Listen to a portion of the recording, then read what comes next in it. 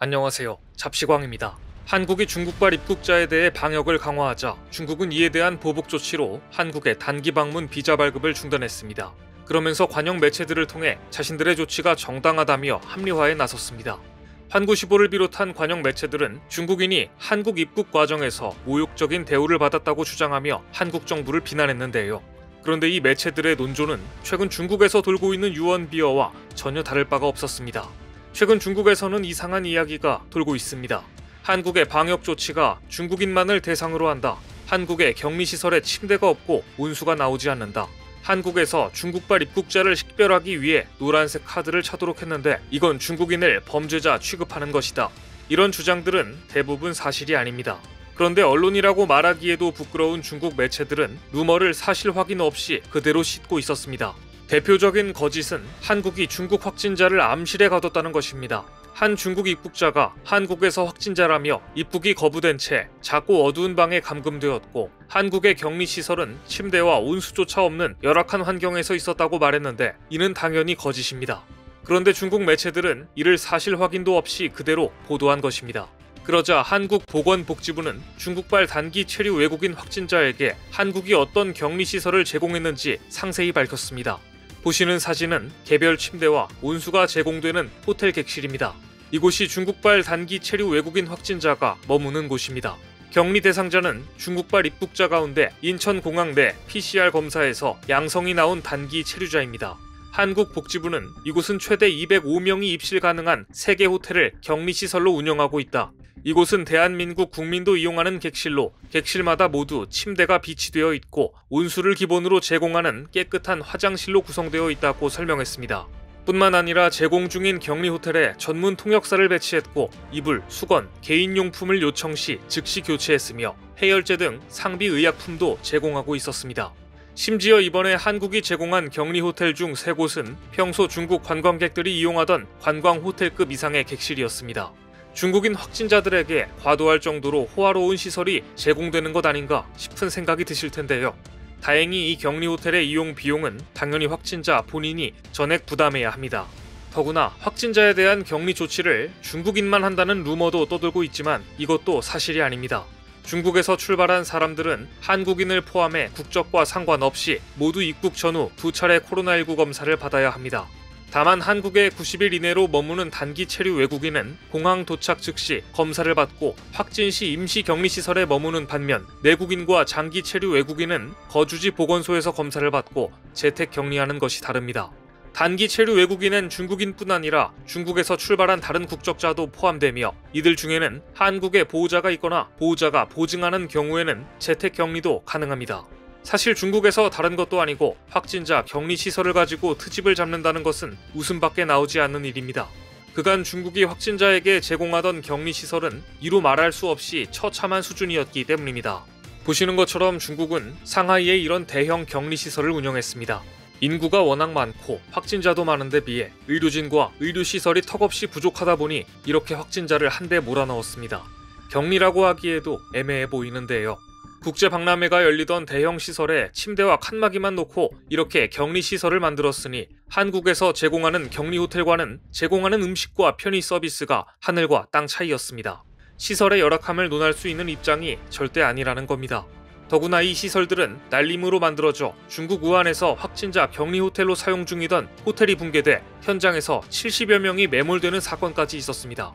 7층짜리 이 호텔은 불과 몇 초 사이에 엿가락 휘어지듯 붕괴되고 말았는데요.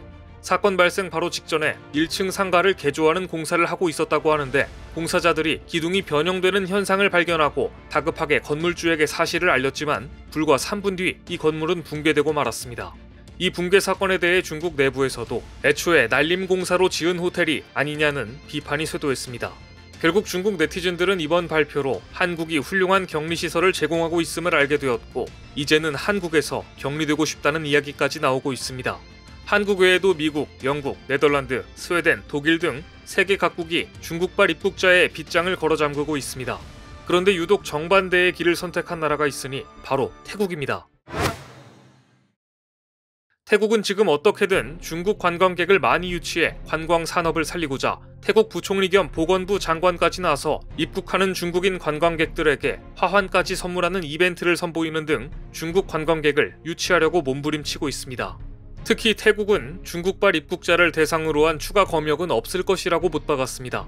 동남아시아에서 누구보다 적극적으로 중국에 아부하고 있는 태국은 대체 왜 이렇게까지 하는 것일까요? 결국은 돈 때문입니다. 중국의 1대1로 즉 신실크로드 전략은 비즈로 덫을 놓고 미얀마, 라오스, 태국, 싱가포르를 잇는 범아시아 철도를 계획 중입니다. 중국에서부터 시작해 동남아를 잇는 실크로드를 구축해 경제, 문화적으로 중국의 영향력을 확대하려고 하는 것인데요. 작년 7월 태국을 방문한 왕이 중국 외교부장은 돈 프라맛 위나이 태국 외교부 장관과 회담을 마친 후 중국이 태국과 철도를 조속히 개통하기로 합의했다며 중국 남부 윈난성 쿤밍에서 라오스 비엔티안을 거쳐 태국 방콕을 잇는 1600여 킬로미터의 노선을 추진하겠다고 밝혔습니다. 태국을 비롯한 동남아 국가들은 뒤떨어진 인프라를 구축하기 위해 중국의 자본을 받고 그 자본이 결국 막대한 부채가 되어 중국에 예속되는 결과를 낳고 있지만 당장 중국의 돈을 뿌리치지 못하고 있습니다. 태국 역시 중국의 자본에 침식당한 것인데요. 하지만 태국의 이번 중국발 입국자에 대한 적극적인 개방은 중국, 태국 두 나라에 모두 치명적인 문제를 만들어낼 가능성이 있습니다. 태국에는 지금 공주조차 쓰러뜨린 치명적인 폐렴이 유행 중이기 때문입니다. 마하와찌랄 롱꼰 태국 국왕의 첫째 딸인 파차라키티아파 공주는 지난달 14일 육군 주최 군견대회에 참가하기 위해 애완견과 훈련하던 중 심장 이상으로 쓰러져 의식을 잃었습니다. 파 공주는 평소 친근한 모습으로 특히 태국 젊은 층에 많은 사랑을 받아왔는데요. 파 공주는 국왕과 첫 번째 부인 사이에서 태어났으며 검사 프린세스로 불려왔고 어머니와 함께 설립한 프린세스 파 재단을 통해 빈곤층과 이재민 구호에 힘써와 국민들에게 인기가 높았습니다. 더구나 태국 왕은 17살의 디파콘 왕자가 있지만 아직 후계자를 선정하지 않아 파 공주가 많은 관심을 받고 있는 상황이었는데 그만 의식불명에 빠지자 태국 국민들은 큰 충격에 빠졌습니다. 파 공주가 의식불명 상태에 빠지자 원인이 무엇이었는지를 두고 많은 의혹이 제기되는데 태국 왕실은 최근 파 공주가 마이코플라스마에 감염된 것으로 확인됐다고 밝혔습니다. 그러면서 공주가 마이코플라스마 감염에 따른 심장염증으로 심각한 부정맥이 발생해 의식을 잃은 것으로 의료진이 결론을 내렸다. 공주는 여전히 의식불명 상태이며 의료진이 지속해서 항생제 등 약물을 투여하고 있으며 폐와 신장 기능을 도울 장비를 사용하고 있다고 덧붙였습니다. 마이코플라즈마는 바이러스와 세균의 중간 영역에 위치하는 미생물로 이 바이러스에 의한 폐렴은 현재 백신도 없고 치료제도 없으며 항생제를 투여해도 치료가 어렵습니다. 태국의 공주가 의식불명의 상태로 있다는 사실만 보아도 치료가 쉽지 않다는 것은 분명합니다. 마이코플라즈마 폐렴은 심하면 피부염, 심근염 등의 합병증까지 유발할 수 있기에 더욱 주의가 필요한 질환입니다. 3에서 4년 주기로 늦가을부터 봄 사이에 유행하는데 최근 태국에서는 공주까지 걸릴 만큼 유행하고 있는 것입니다.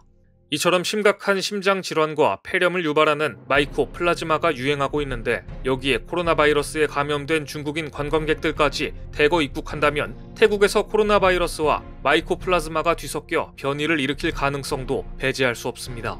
또한 중국인들이 태국 여행 후 본국으로 마이코플라즈마를 가지고 돌아갈 가능성도 높습니다.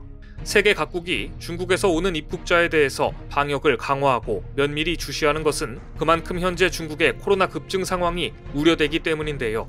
확진자 급증은 변이를 유발할 수밖에 없기 때문입니다.